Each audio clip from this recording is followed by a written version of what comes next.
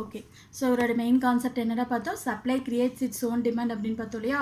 So நம்ம எவ்வளோ குட்ஸை produce பண்ணாலும் அதுக்கான டிமாண்டு தானாக க்ரியேட் ஆகிருக்கும் அப்படின்னு பார்த்தோம். சரியா?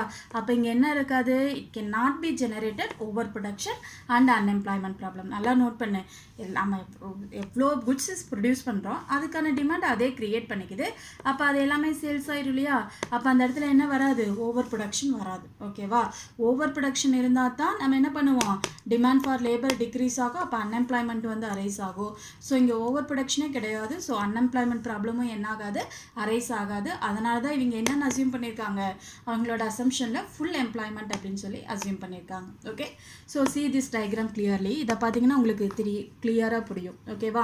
ஸோ டாம் அப்படிங்கிற ஒரு பர்சன், ஓகே, டாம் அப்படிங்கிற ஒரு பர்சன் பார்த்தீங்கன்னா டாம் மேக்ஸ் அண்ட் செல்ஸ் த லெமனோட். லெமனோட் அப்படிங்கிறது என்னமா, ஜஸ்ட் லெமன் ஜூஸ் ப்ரிப்பேர் பண்ணுறாரு. ஓகேவா? ஸோ அதோட காஸ்ட் வந்து ஜஸ்ட் 5 rupees. ஓகே.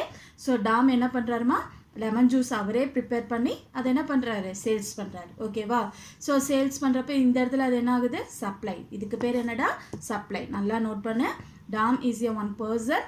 அவரே என்ன பண்ணுறாரு, ஒரு லெமன் ஜூஸ் வந்து மேக் பண்ணி அதை வந்து சேல்ஸ் பண்ணுறாரு. ஓகேவா? அப்போ அதுக்கு இந்த இடத்துல என்ன பேர், சப்ளை. ஓகே. ஸோ இந்த சேல்ஸ் பண்ண ப்ராடக்டை வச்சு அவருக்கு என்ன கிடைக்குது, Tom earns money from the sale of the lemonade. ஓகேவா? ஸோ அதை வச்சு அவருக்கு என்னமா இது பண்ணுறாரு, மணி வந்து ஏர்ன் பண்ணுறாரு. ஓகே. ஸோ அந்த அந்த ஏர்ன் பண்ண மணியை வச்சு டாம் ஸ்பெண்ட்ஸ் தட் மணி. அவருக்கு தேவையான குட்ஸை அவர் என்ன பண்ணிக்கிறாரு, அவரே வாங்கிக்கிறாரு. அப்போ எவ்ரி சப்ளை, ஓகேவா, இது நோட் பண்ணிப்பார், எவ்ரி சப்ளை, ஒவ்வொரு கமாடிட்டிக்கான சப்ளையும் கிரியேட்ஸ் இட்ஸ் ஓன் டிமாண்ட். அதுக்கான டிமாண்ட் என்ன பண்ணிக்குது, அதே கிரியேட் பண்ணிக்குது. சரியா?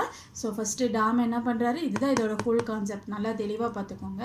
அவர் என்ன பண்ணுறாரு, லெமன் ஜூஸ் அவரே மேக் பண்ணி ப்ரிப்பேர் பண்ணி அதை சேல்ஸ் பண்ணுறாரு. சேல்ஸ் பண்ணதை சேல்ஸ் பண்ணி அவர் என்ன பண்ணுறாரு, அமௌண்ட்டை ரிசீவ் பண்ணுறாரு. அந்த ஏர்ன் பண்ண மணியை அவருக்கு தேவையான டிமாண்டு, அவருக்கு நிறையா டிமாண்ட் இருக்கும் இல்லையா, அந்த டிமாண்டுக்காக அவர் என்ன பண்ணிக்கிறாரு, ஸ்பெண்ட் பண்ணிக்கிறாரு. அப்போ ஈச் சப்ளை, நம்ம எவ்வளோ குட்ஸ் அண்ட் சர்வீஸ் ப்ரொடியூஸ் பண்ணாலும் அதுக்கான டிமாண்டை எதை கிரியேட் பண்ணிக்குது, அந்த சப்ளை ஆஃப் குட்ஸை வந்து கிரியேட் பண்ணிக்குது. Are clear? இதுதான் கான்செப்ட்ஸ் ஆஃப் சேல்ஸ் லா ஆஃப் மார்க்கெட். ஓகேவாம்மா? ஓகே. ஸோ இப்போ இது பாருமா, இப்போ இதை பார்த்துட்டு அதுக்கப்புறம் இது போய்க்கலாம். ஸோ நம்ம பார்த்தோம் இல்லையா, இது வந்து அவுட்புட்டு, இது வந்து டிமாண்ட். ஓகேவா? அவுட்புட் அப்படிங்கிறது supply of goods and service. அப்போ நம்ம எவ்வளோ குட்ஸ் அண்ட் சர்வீஸ் ப்ரொடியூஸ் பண்ணுறோமோ அதுக்கான டிமாண்டை வந்து என்ன பண்ணிக்குது, அதே க்ரியேட் பண்ணிக்குது. இந்த டிமாண்டு வந்து மறுபடியும் என்னது, demand for goods and service, other goods and சர்வீஸ்க்கு இன்னொரு அவுட்புட்டுக்கு க்ரியேட் பண்ணுது. புரியுதா? ஸோ இதுதான் என்னது, supply creates its own demand. Okay. இதை ஷார்ட்டாக சொல்லணும் அப்படின்னா, a person receives his income from production which is spent on the purchase of goods and services produced by others. ஓகேவா? ஸோ இந்த இடத்துல அந்த பர்சன் இவர் என்ன பண்ணுறாரு, அவர் இன்கம் ஏர்ன் பண்ணதை, ஓகேவா, அவர் இன்கம் ஏர்ன் பண்ணுறதை மற்ற குட்ஸ் அண்ட் சர்வீஸ் பர்ச்சேஸ் பண்ணுறதுக்காக என்ன பண்ணுறாரு, யூஸ் பண்ணிக்கிறாரு, அதர்ஸோடது. So for the economy as a whole therefore total production equal to the total income. So total production equal to the total income. ஒரு சிலவரோட ப்ரொடக்ஷன் மற்ற பர்சனோட இன்கம்க்கு என்னவா இருக்குது, ஈக்குவலாக இருக்குது. So total production would equal to the total income. ஓகேவா? Are you கிளியர்மா? இதுதான் யாரோடது, சேல்ஸ் லாவோட இம்பார்ட்டன்ட் தியரி, சேல்ஸ் லா ஆஃப் மார்க்கெட் அப்படின்னு சொல்லுவோம். சரியா? ஒரு சின்ன கான்செப்ட் பாரு, ex ante and ex post in the சேல்ஸ் லா. ஓகே. ஸோ அவருக்கு முன்னாடி, சேல்ஸ் லாவுக்கு முன்னாடி எப்படி இருந்தது, அதுக்கு அப்புறம் இருந்த கான்செப்ட்ஸ் என்னென்ன அப்படிங்கிறத பார்க்க போகிறோம். சரியா? ஃபஸ்ட்டு பாரு, exposed sense. Okay. Exposed sense. ஓகேவா? ஸோ இப்போ இதில் பாரு, the statement that supply creates own demand or equivalently that aggregate investment equals to the aggregate saving always hold equal. இதில் என்ன சொல்லியிருக்காங்க, ஒவ்வொரு சப்ளையும், ஓகே, ஒவ்வொரு சப்ளைக்கான குட்ஸ்க்கான சப்ளையும் அதுக்கான டிமாண்டை வந்து அதே ப்ரொடியூஸ் பண்ணிக்கும்.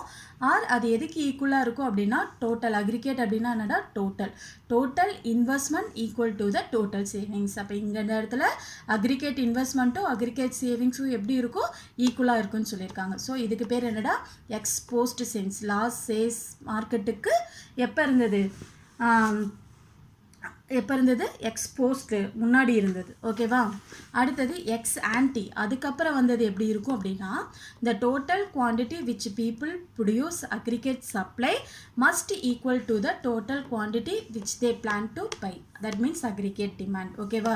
ஸோ aggregate supply என்ன அப்படின்னா என்னமா, டோட்டல் சப்ளை ஹோல் கண்ட்ரியில் குட்ஸ் அண்ட் சர்வீஸோட total supply that is equal to the total demand. Whole கண்ட்ரியில் எவ்வளோ demand of goods and service இருக்கோ அதுக்கு ஈக்குவலாக இருக்கும் அப்படிங்கிறது தான் லா ஆஃப் மார்க்கெட்டாக இருந்தது. சரியா?